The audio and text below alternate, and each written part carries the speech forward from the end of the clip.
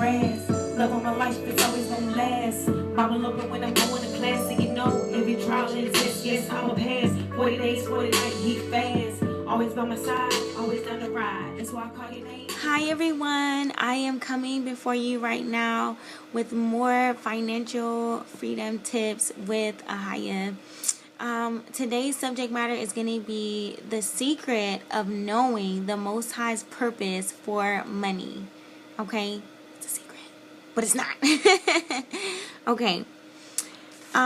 In Scripture, the Most High explains the difference between a natural mind and a spiritual mind. Okay, a man with a natural mind uses human reasoning before he decides to obey the Most High's word.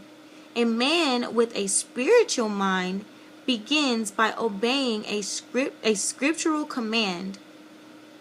After he obeys, he then understands the hidden wisdom and purpose behind the command. Okay, so the difference between a natural mind and a spiritual mind is going to be what point of reference do you begin with. And that point of reference is always going to be, for a spiritual person, you're going to go to the word with it. You're going to say, well, what does saith the Lord? You know what I mean? Like, what should I do in this situation? Okay, let's go hit the word with this. A natural mind is going to be, I just do what I want to do. Put it that way. The scriptural reference for this is going to be 1 Corinthians 2 verses 14 and 15. The tragedy of a man with a natural mind is that he is not able to understand the wisdom of the Most High. He's not able to understand it. It makes no sense. He's like, what are you talking about? Instead, he resorts to his own understanding and experiences the destruction and disillusionment that go along with it. So when you don't follow the words of the Most High, you fall into this trap. You fall into disillusionment and destruction because you went with what you thought you wanted to do or what you thought was the right thing to do. And really, that's inevitably following after the flesh. So, you know, our flesh is weak, but our spirit is willing. So in that, you want to make sure that you use your spiritual mind and utilize references within Scripture for your decision making. Elijah was commanded by the Most High to flee to a brook in the wilderness. He obeyed the Most High, and as a result, he was protected from the wrath of wicked Queen Jezebel. He was protected because he listened. That's when, you know, those situations happen where mommy said don't do that. And because you didn't do that, you didn't get hurt. It's always a reason why the Most High gives commands or laws or information out, period. It's always a reason. So in that, even though you may not always know what that reason is, that is where you just trust him. And you understand that he has your best interests at heart. He is always looking out for you. He loves you. So in his love for you, he's going to make sure that you're protected. Just do what he asks you to do. The scriptural reference for that is going to be 1 Kings 17, 1 through 6. It says, the Most High then miraculously fed Elijah by ravens every morning and evening. So not only did he protect him, he sent birds, ravens, by to bring him food. So not only did he nourish him spiritually by communicating with him, obviously, but he also gave him nourishment as in you needed something to eat. And I promised you that.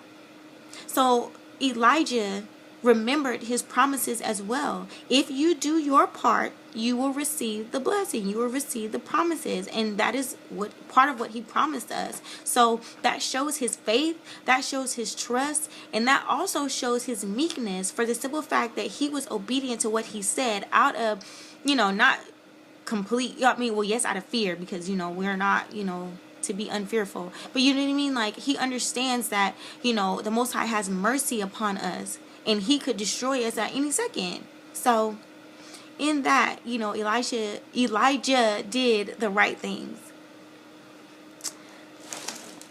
The purpose of the Most High's command were only understood by Elijah after he obeyed.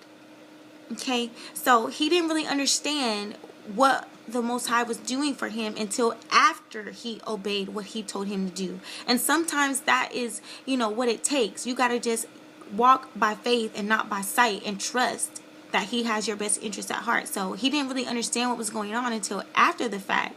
But how much better is that, to know that by you listening, you were saved out of the situation. You were taken out of the situation so that, the wicked ones, don't attack you, or they don't get to you, or you're not able to affect you. So out of his protection, he listened. And that's the result of that. During those months by the brook, he overcame severe depression. See? That's a blessing. He overcame severe depression because he got to spend a lot of time with the Most High. The Most High was with him. The Most High was using him. The Most High was feeding him and showing his presence. So he got over the depression. He got over the feeling of loneliness. He got over the feeling of whatever was making him severely depressed. He found rest for his body and mind. He found rest. He found peace. He was able to sleep. Because sometimes when you're going through things, you toss and turn at night, your body aches, you pray a lot more, and you deal with the Most High with that, and he will give you rest. He will give you peace. Cast your cares upon him and let him do his job. Let him do what he's going to do for you. He wants you to be happy. So lean on him. He enjoyed intimate fellowship with the Lord, and he experienced the daily evidence of the Most High's miraculous provision during a time of severe famine. Okay, so he got daily evidence, not, every other day, not once a month, not, he was there for months. So, you know what I mean? Every day he got a chance to, experience the evidence of the Most High's love for him, and he got a chance to just connect and get over the things that he was dealing with. So that was a blessing in itself for him to even have that special time. So when you have that special time, don't take it for granted.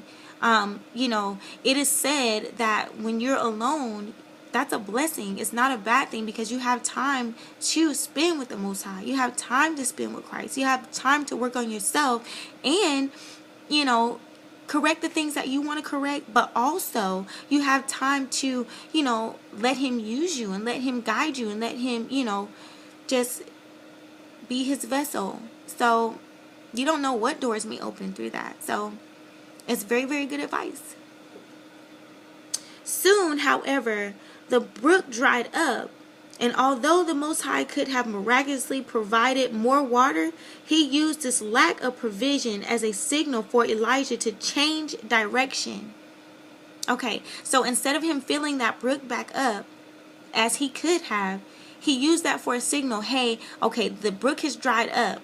I'm giving you a hint. You need to go in a different direction now. Now it's time to move. We've been here for a couple months now. Now it's time for you to do something else. Oh, this is so speaking life to me right now. Really.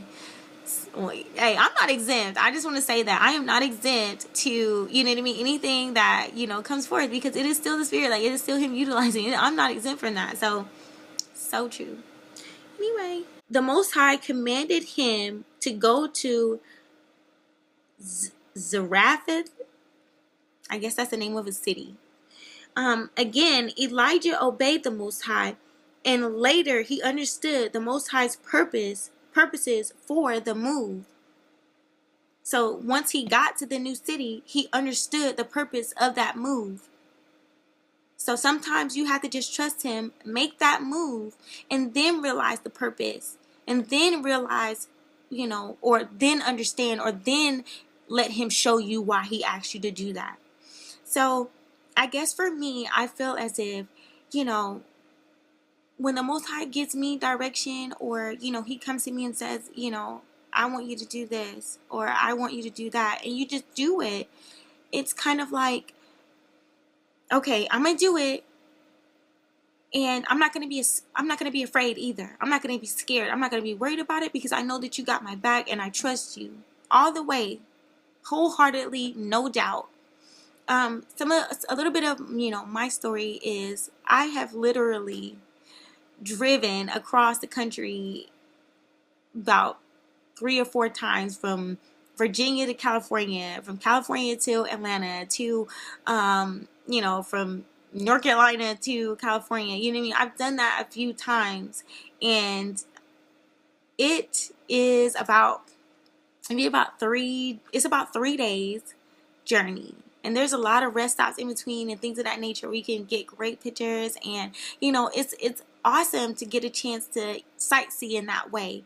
I always went through the South, so it was like I was able to see the coastline a lot, and things of that nature. But me taking those drives alone without another driver, it was kind of like I wasn't scared. I wasn't scared. I was just like, I got to get there. I got to go here, or I got to do this, or I got to do that. And I just trusted him to make sure that I made it safely. So sometimes when he changes your direction, it's for your benefit. That was such a faith test. I don't know a lot of people, you know what I mean? Especially not, females that would drive across the country by themselves, no help, no driver, and then make it in 3 days. Because they're going to want to stop. They're going to want to have food every second. They're going to want to, my back hurt, I'm sleepy. You know what I mean? It was like, no, I got to get there. I got to go. I know how long it takes me. Okay, I'm going to stop and rest when I got to, though. I ain't going to stop every 5 seconds because I'm never going to make it. It's going to take me forever. No, 3 days journey is not going to take me 40 years. And if y'all catch the reference, you've been in the word. But anyway, that's a little bit of testimony for me. The Most High has promised to give special care to widows and fatherless children. Ooh. Psalms 68:5. Sometimes you don't understand why he does what he does, but it's kind of like when he says things like he gives special care to those people, it makes me feel good and lets me know that he loves us, and we're not in this alone. It's touching for me because, I have a little boy, and right now it's us. So for me to read that right now, and it says that he gives special care to us, it's like, I don't know, it just shows me that he loves me so much, that he gives special care. And I don't know, I just love him more for that. Anyway, the widow of Zarephath had only enough food for one more meal. The Most High directed Elijah to instruct her to take a meal for him first.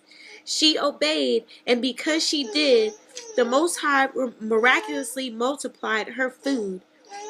The Most High's provision lasted for over a year until the famine ended. The widow's obedience allowed her to discover and understand an important principle. When we give our assets to the Most High first, He causes the remainder of our assets to meet our needs. The widow also discovered the rewards of thanksgiving and fellowship that came through meeting the needs of others. And the scriptural reference for that is going to be 2 Corinthians 9:8. Okay, 2 Corinthians 9:8. And those are some of the secrets of knowing the Most High's purpose for many. Okay? These are some of the secrets of knowing the purpose for many. I hope you guys enjoyed that, and I look forward to sharing more information with you guys. I love you. Bye-bye. Fully hair, deep like grass. Love on my life, it's always gonna last. Mama love it when I'm going to class, and every trial exists, yes, I'ma pass. 40 days, 40 nights, heat fast. Always by my side, always down the ride. That's why I call your name, they come and say today, you're the only one, you're shy. Late night when I get a little lonely,